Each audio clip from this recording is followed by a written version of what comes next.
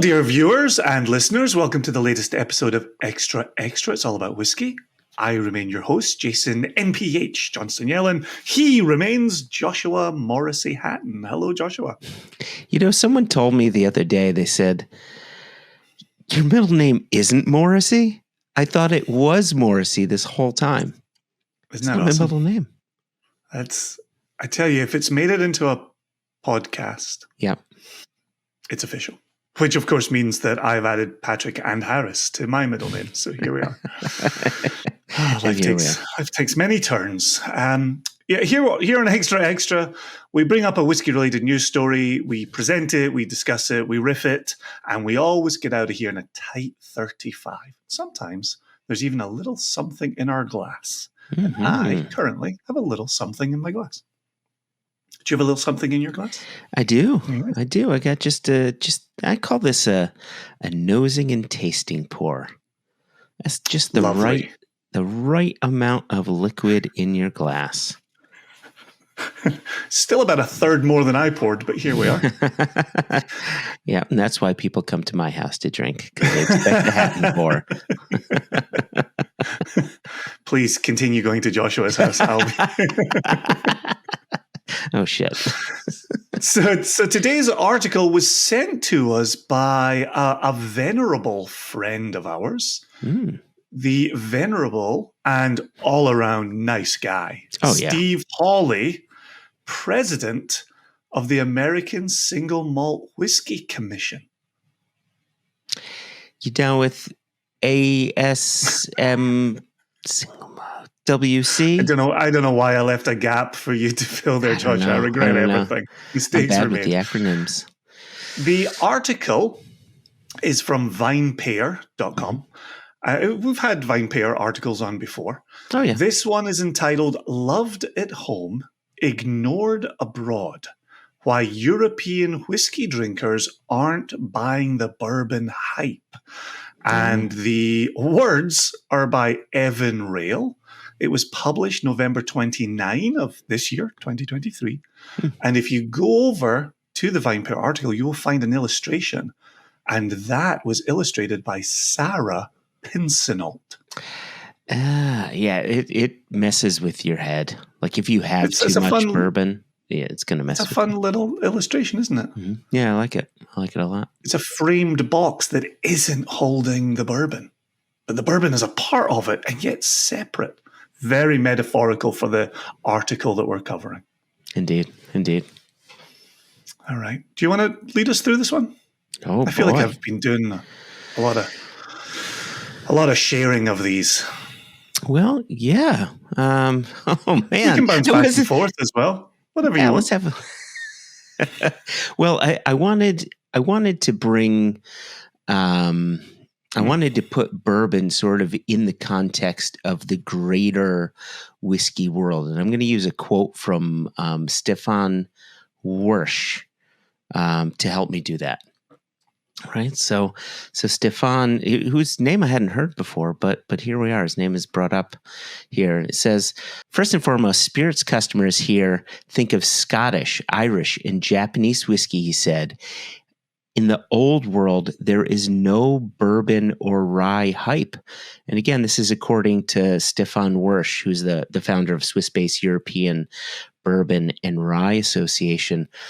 And as we go through this article, one of the things that I found most striking, and it makes me wonder if this is in part why those in Europe don't necessarily think of bourbon or rye as a go-to spirit, is really what we export over there. We're not exporting necessarily the fancy stuff or a good bit of it. We're exporting all the 40% bottom shelf bourbon, which is really meant for cocktailing purposes and not necessarily for dramming purposes. Yeah, I think before we get too far into the European side of things, if we're comparing this to what we're currently seeing in America, within these American shores, there was a period where bourbon wasn't doing well in America. And that period was not that long ago. No. so the fact that we're now seeing such a boom in America, and we look outside these shores and we say, it's just not doing that well over in Europe. Yeah, it takes time to build this, right? It takes that snowball running down that hillside to start gathering pace and gathering more snow and gathering size. True. Like, you and I have talked on and off about bourbon and extra, and sometimes this isn't true of all bourbon people. Please don't write in, bourbon people. But we've talked about the papification of Pappy, and we've talked about the papification of Springbank. Mm-hmm. There's sometimes a feeling that people get excited about bourbon because other people are excited about bourbon, and they think they ought to be excited about bourbon, right? Yes. Right? Yes. And that hype starts to feed into itself. And that doesn't matter whether it's pop artists or theater tickets, the latest and greatest opera. I'm getting over the top of my skis now. But latest and greatest in opera. Right. But my point remains, right? Yeah. Hype builds hype. And when there's more hype around bourbon, you have a result of more hype around bourbon, certainly within these American shores. But interestingly, or conversely, these other things that people can build hype over, be it the latest in opera. Good point, Joshua. Well right? made. Yep. Everybody has the ability to experience those things, right? If the biggest opera comes out, well, just go to YouTube and you can find it, right? I'm gonna be using this fucking opera thing throughout. But so I would say the opposite of that. Look how difficult it became to get a ticket to Book of Mormon. Look how difficult it became to get a ticket to Hamilton. Right? But all of that was available to you. You could download the music on Spotify, on Apple. There were plenty of places, if you wanted to, you could seek out bootleg recordings of Hamilton, bootleg recordings of Book of Mormon, and so on. The point that I'm trying to get to here is to get into the bourbon hype, to really understand bourbon outside of your typical 40% ABV bottom shelf stuff, is it has to be liquid on lips. And your point, the point that you made earlier was a really interesting one, in that bourbon only recently became popular again. And we're really looking at maybe 2013-ish when it really started to kick off. And it has to have this snowball effect. The tough bit is that the size of the American mountain is 350 million strong. So that snowball has to go down a very large mountain before it gets elsewhere. So this is why I think European consumers are going to have a tough time really connecting with bourbon, because they're just getting the well pours, if you will. So let me try to unpack the point that you're making there. See if I'm fully understanding you. So we're taking in these 2 points right now, which is bourbon took a while to build the hype in America, and now is going hammer and tongs. It's going so well that special releases are not making it outside of US shores because they're only being used to meet American demand. So the hype in America is both good for and bad for bourbon overseas. In this example, Europe, from the Vinepair article. Exactly. Yeah. So you can look over America and say, wow, they're really going crazy bananas for bourbon over there. I wonder when we'll get the stuff that we can go crazy bananas for. And it's not leaving because of the hype that's generating the interest in Europe, but is not getting met over there. I think that's a good point. I think it's maybe part one of a larger issue for Europe getting more excited about bourbon. The other aspect is one that you and I have talked about on and off, which is tariffs. in the article, they talk about Discus celebrating the removal of the 29% tariff on American spirits, in this case, bourbon and rye, that were going into Europe. And I mean, I don't know whether we want to talk about it now or kick that can a little later into the episode, but we are currently, the day this episode drops is December 6th. We will be 25 days away from a potential 50% tariff being reintroduced on American spirits, and in this case, bourbon and rye. So it's, very quick tangential. What did you see on the side of Scotch sales when we were living under the 25% tariff that came in under the previous administration? Yeah, it definitely slowed some things down. However, I can really only speak for Impex, but at that time, we had producers like Kilhoman who were working with us to absorb the tariffs, and we as an importer did all we could as well.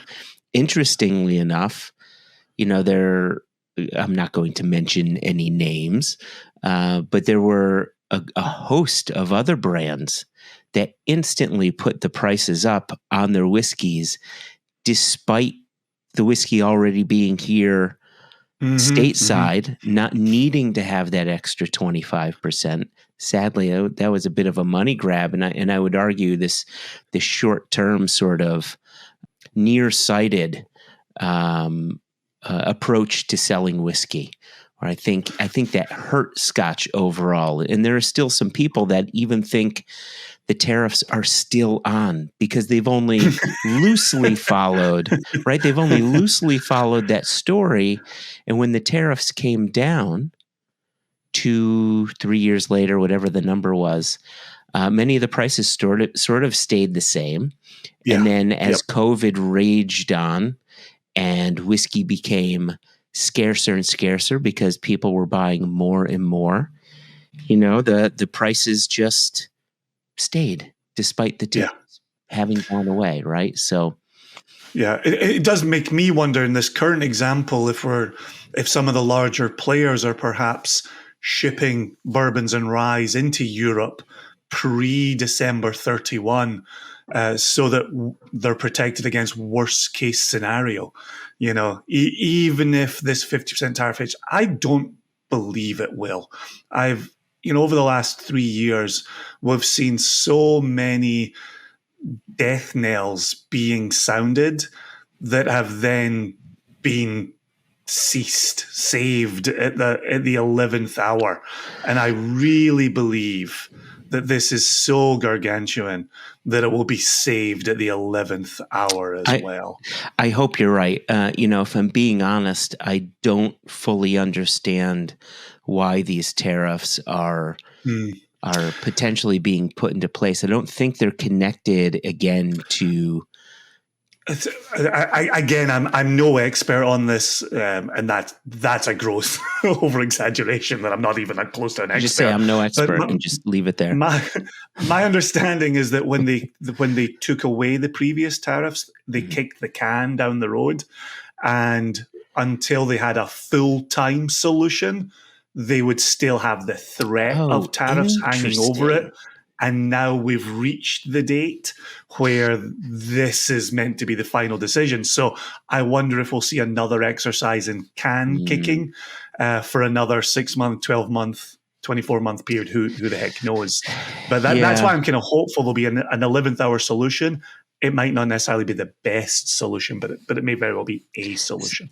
So last thing that I'll say on this, and I wanted to bring up an interesting part of this story really quickly, because we're getting a bit tangential with the tariffs here. But, here in the U.S., when we removed... I will respectfully disagree, but okay, continue on. I mean, it's not really what the story is about. The story is, about why... I think the tariffs are germane, but carry on. Anyway. here in the US, the tariff discussion, once the tariffs came down, the tariffs against Scotch whiskey into the US, once they came down, that conversation was kicked down the road by 5 years. And so here we are, we're 3 years into our 5 years. So it'd be interesting if Europe's kicking of the can was only 3 years, where ours was 5 years. That would be an interesting thing for our two governments to agree to. Yeah, if you recall, the Scotch and the US spirits were not solved at the same time. Like that boggles my mind. Like, why would they not be solved at the same time? So anyway, government's gonna govern. Yeah. So the reason why I say it's a bit tangential is it's simply not discussed too heavily in this article. I think you're right. It is 100% germane to the conversation, but there's this sort of, and I'll use Evan's words here, this conundrum about American whiskey and American whiskey ownership. He says another conundrum is many American whiskey distilleries are now owned by European conglomerates. Milan-based Campari is home of Wild Turkey and Russell's Reserve, right? That's our favorite bourbon producer.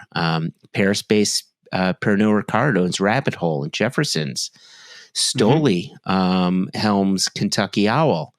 And then LVMH here owns Woodinville. And this is a new one on me, owns a minority stake in Vermont's Whistlepig. These are really big brands owned by European companies in countries that don't really care about American spirits. I just think that's a really interesting juxtaposition.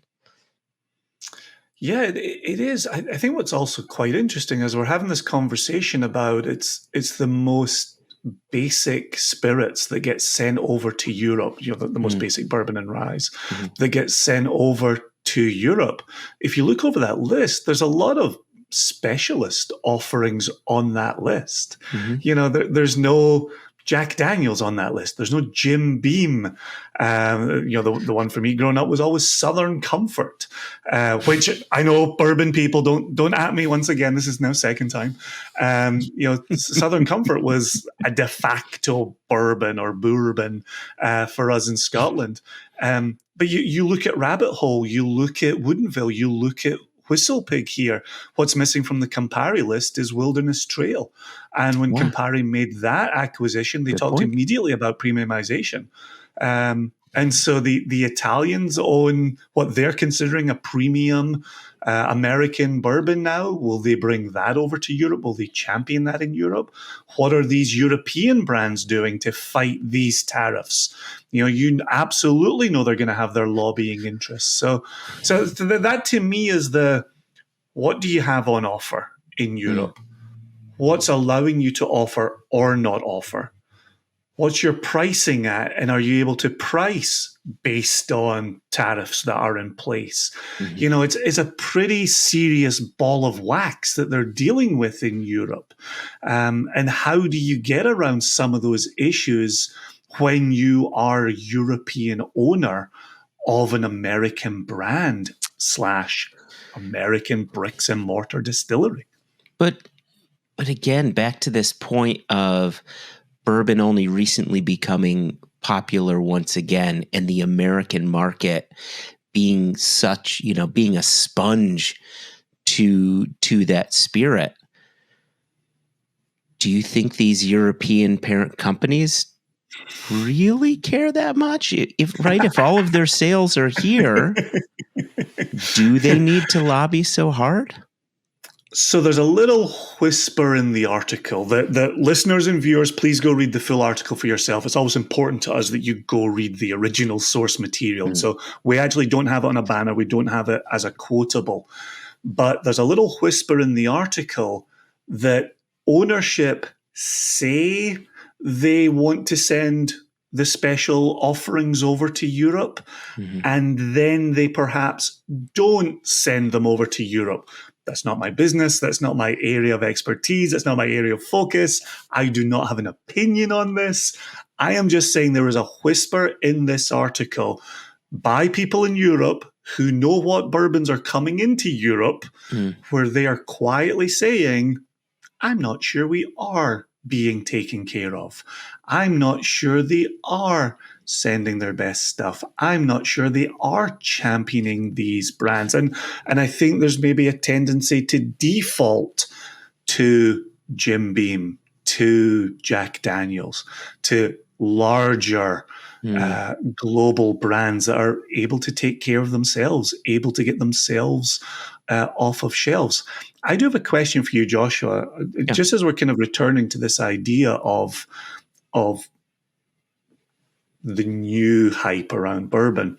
When we talk about Scotch, we talk about the 60s being a period of boom. We talk about the 80s being a period of bust. We talk about the 90s being the beginning of a rebirth. We talk about maybe 2006 being around a time when they were turning on the taps full bore because they were starting to notice, whoa, this is getting a global foothold again. For bourbon, and we talked about this in my top 5 American spirit list and your top 5 American spirit list for One Nation Under Whiskey. We talked about my journey being reasonably, new in bourbon and rye circles. I know you were straight edge for a portion of your youth, but in living in America and having that lived experience, what do you see for peaks and troughs in American bourbon? They weren't too far off from what we saw in Scotch whiskey. It was, granted here in the U.S., the focus has always been, and I think will always continue to be when it comes to whiskey on bourbon. But as those around the world were sort of dropping Scotch whiskey for vodka, gin, and cocaine, they were doing the same here, right? It just, the culture had changed. It's interesting. You bring up straight edge, and we're talking about this too. I started watching a movie called American Hardcore, and it was about the growth of punk rock and hardcore music in the 80s as Reagan was coming to the fore and so on, and bringing this sort of faux 50s, pure ultra clean white lifestyle to popular culture. And so all of the old stuff fell by the wayside. People were becoming clean cut, but secretly they were going to clubs, they were dancing, they were drinking vodka drinks, they were doing cocaine, they were, all of this stuff, and all of the stuff from the past had left. And it's just such an interesting correlation as these new governments came into play. I think you could say the same thing with Thatcher, right? And just changing the way people were looking at their own spirits. And so the journey that you're talking about, I think, is a similar journey here in the U.S. where Dad's bourbon went away, Dad's Scotch went away, right? Yeah. Cool. All right. Well, talking about sending bourbon and rye to Europe, I think we've got a quotable coming up. All right. Yeah, let me find it. I think it's here, right? So it says, while European drinkers are not aware of American whiskey, familiarity with the bourbon category itself is lagging. Bourbon whiskey is more likely to be known by brand names. Jim Beam, Four Roses, Wild Turkey, Worsh says. There was a big wave around 2013, 2014. This is what you're talking about here, where the importers went crazy. And this is a quote by Henry Danziger. Bourbon was the next big thing, but there was still plenty of capacity. So they sent over a lot of stuff to Europe, and the stuff sat on shelves for like 4 or 5 years, and I would buy it when it would go on sale. This reminds me, in 2013, 14, 15, I would start going to shops like the Whiskey Exchange to find special bottles of Blanton's that weren't available here in the US that were only available to the export market. And it was an absolute steal as bourbon prices are starting to go up over here, and you get these steals of cask strength Blantons that could be shipped over. It was like it was that nice lag for me as an American bourbon drinker accessing whiskey, that was sitting in the UK and sitting in Europe, and no one was touching it. So we just brought it home. It's funny you mentioned Blantons. That was one, and I would say around maybe 2018 or so. I remember having friends locally here who were buying the gold Blantons out of Japan. That's where that was landing. That started to take on a little a reputation of its own. And so imagine basing your European sales numbers on bourbon based on Americans buying bourbon out of Europe. Europeans are really starting to go for bourbon. Yeah, where do you find your shipping a lot of it? Checks notes, America. Okay. Unfortunately, right now, America is about as European as the UK, which... Just a little tear. Let's have a little glass of whiskey.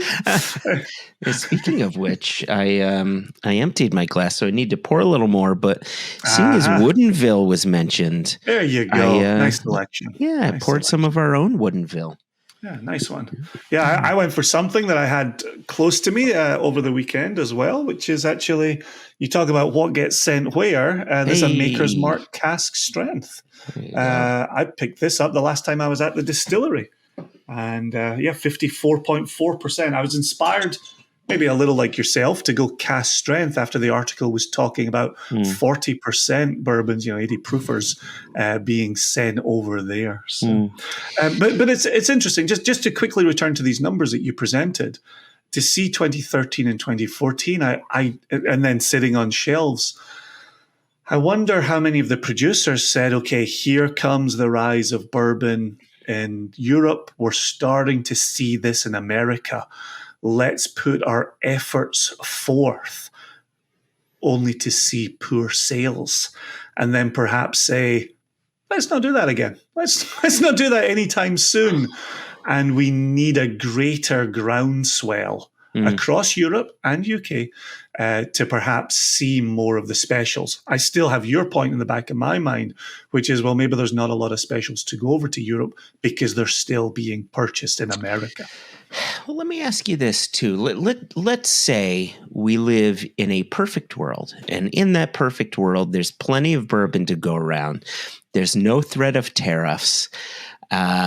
Shipping costs from the US to the UK or Europe are such that you can sell a bottle of bourbon or rye or American single malt. I do want to talk about that in a little bit on UK Europe shelves at a very competitive price when compared to Scotch whiskey or Irish or what have you. Yeah. Is the European palate, or does the European palate line up with American bourbon, with rye? I mean, we as Americans have a sweet tooth, which works so well with bourbon because it's a very sweet spirit. It's sweet. It's comforting. It's like, there's home, right? And when you think of Scotch whiskey, Irish whiskey, even European ryes, the spirit type is nowhere near as sweet as it is when compared to bourbon or rye. So if we're living in this perfect world, would the sales translate? I don't know. Yeah, I think a really interesting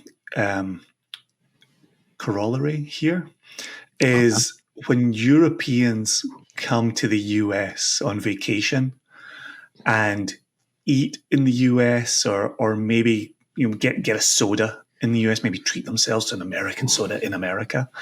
The number one response you get is how sweet everything is. Everything. And I think if you look, for me with Scotch, Irish is too sweet for me. Irish whiskey, and I've traditionally not drunk very much Irish whiskey. And so Scotch being very much in my wheelhouse, I do think to that personal story that I told of my own rise of bourbons and ryes. I wrote off bourbons as all too sweet, as all too corn forward. And it was only in learning about mash bills and starting to go down paths with higher rye bourbons to say, oh, you can have a bourbon that's a little herbal or a little vegetal or a little bit of dill floating around there. Yeah, I think rye is a natural stopping point for those who have Scotch palates. Irish palates, what would that translate to as bourbon? But yeah, I think you started our episode with it, and I think it's worthy returning to it. It's liquid on lips. Yeah. And I don't think you can just assume Europe is going to get excited about bourbon. And I think, and you said this just a second ago, where we do need to talk about American single malt whiskey before we get out of here. But I don't think we can just lump together bourbons with ryes. I think they're bringing two very different things to the table. Yeah. I think the problem is they often come from the same distilleries. And so somewhat as we've been trained on Scotch, Lagavulin is not going to put out something remarkably outside its distillery style. Glenfarclas isn't going to put out something remarkably outside its distillery style. Yeah. Wild Turkey Rye and Wild Turkey bourbons, while having maybe a point of connection, aren't like each other. And so don't write off Wild Turkey. If you don't like Wild Turkey bourbon, you might still like the Wild Turkey Rye. And that goes for other distilleries. Your mileage may vary. But I think it's going to be the marketing that came to the US in the 90s for Scotch needs to go the opposite direction in the 20s if they want to see Europe and the UK becoming the markets that they perhaps want to see them becoming. Or they just say, look, let's put in as few resources as possible and let's make the money that we can make with the littlest input that we can. But it's their business decisions. It's up to them. But for the gentlemen who are in this article, they're crying out for more and better bourbons and more and better ryes. Yeah, so good luck to them. Yeah. But to the point that we must make before we get out of here. Well, do we know if American single malt is part of this potential 50% tariff going into Europe? Yeah, I just simply do not know. I'm not going to hazard a guess either way. Okay. Yeah, I thought that it may, because I think it was sort of this general American spirits thing, right? Which would be really unfortunate, because I think American single malt whiskey is such a wonderful bridge for your European and UK consumer, because it has that grain, that familiar grain that Europeans can connect to. Yet in some cases, they are using some new charred oak or what have you. And so it's this nice bridge between Scotch single malt, Irish pot still or what have you, and American bourbon, where you have this like midway point. And wouldn't it be nice for all American producers that Europeans find the beauty in American single malt, and then that translates into them finding the beauty in our bourbons and in our ryes and so on? Because I really do. I think it's a great bridge between the two spirit styles. Yeah, the article actually closes with, I think, a very reasonable point where, once again, it's Henry Danziger. And he says, I guess it's just that we are creatures of habit and we are used to Scotch whiskey. This is in Europe. So when the bottle of Glenfiddich 12 is done, they'll buy another Glenfiddich 12 because they're just used to it. And I think when you and I started Single Cask Nation and we were introducing people to single cask strength whiskies, and people would say, well, what's wrong with the the Lagavulin that I buy? What's wrong with the Macallan that I buy? And we would say, well, here's something else. Here's something to add to your whiskey journey. Mm-hmm. And I think that effort that was put in speaks to the ongoing effort. And I love the point you're making about, okay, we're in Europe. You're a creature of habit. You know single malts. You know 100% barley. Mm-hmm. Let's have an American perspective on this. Mm-hmm. And we've talked at length about Swedish perspectives and Israeli perspectives and Indian perspectives.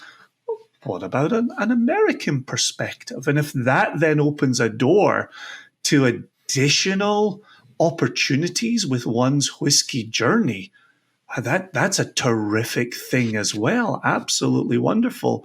But again, if we look at this as consumers and we look at this as people who believe in bourbon and rye and American single malt whiskey, we're saying to our fellow consumers, hey, this is worth getting excited about.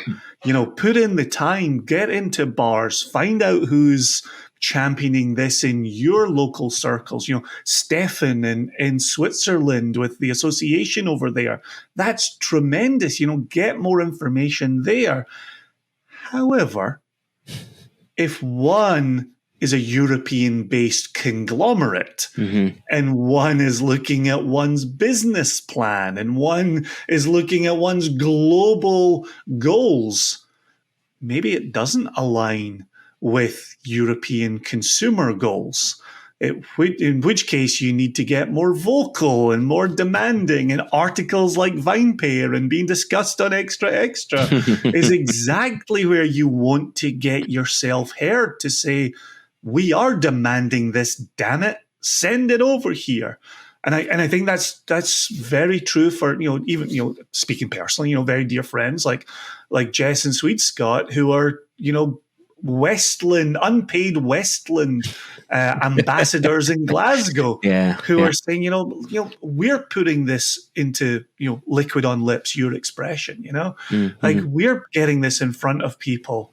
What does the support look like? What's Remy doing on the back of private individuals championing that American single malt whiskey? Yeah. Can I add just one last thing? I realize that might take us slightly over 35 minutes. But, when we think about the various markets that we would put our whiskeys into, we know that in Germany, they like certain heavier flavors, right? And in the US, they like sweetness. And in Sweden, they love peated whiskeys, right? Every market has its own leanings, based on what people grew up with, or based on a number of factors that we can't name here.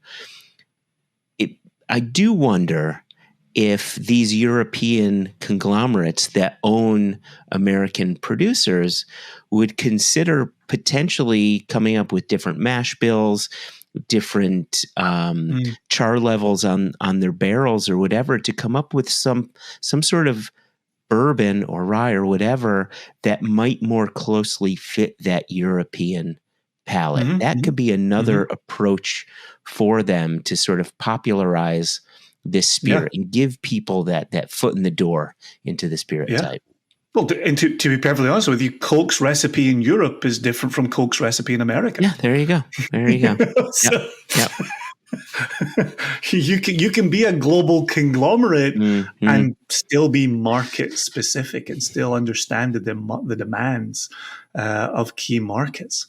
But I would.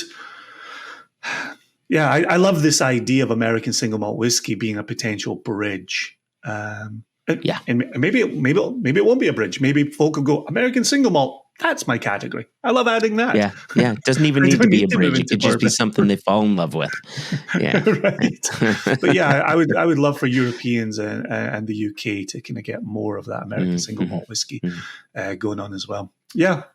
All right, I've got more thoughts and more things to say, but let's wrap it up here. That was the wonderful conversation that I anticipated when Steve Hawley sent this article into us. So cheers to Steve for bringing that to our attention. If you would like to reach out to us, you can email us at info@singlecastnation.com or questions at onenationunderwhiskey.com. As viewers are able to see right now, there is no E in whiskey. Listeners, I am telling you, there is no E in whiskey. Ever. Joshua would like you to smash that subscribe button and tickle that bell, TTTB. And so go ahead and do that to be reminded of new episodes. And anything else I'm missing in our wrap? Oh, I tell you what I will say. I will say thank you to Vinepair, and I will say thank you to Evan Rail for the words, and Sarah Pincenot for the illustration. And I will say to listeners and viewers, please go check out the Vinepair article. There are many more quotes in there that we did not get into a tight 35 today. And it will remain worth your while. I'd also love to hear opinions on what we discussed today, from European listeners and viewers. What would you like to see happen with bourbon and rye and American single malt whiskey over there, as we say, the other side of the Atlantic from where you and I are sitting, Joshua? There we go. All right, on that, let's get out of here. I'm checking the clock on the wall, and even though we did add some minutes, it's still a tight 35. So go us. We are Every time. Nail it. Let your watch by us. Just don't do a 35-minute run by us, Ollie. Can I ask one favor of you, Jason? Just one. Because only you have this ability. I do not have this ability. The power that I have. It's December 6th. It's my birthday. I need party balloons, Jason. I've turned 50 this day. Give me some party balloons. Is this party balloons? Oh, there's fireworks. Fireworks. All right. Ooh, and a thumbs up. And I think you've got to do this. Yeah. It goes both ways. No, not that way. See, Joshua, there's no party balloons on your birthday. Man.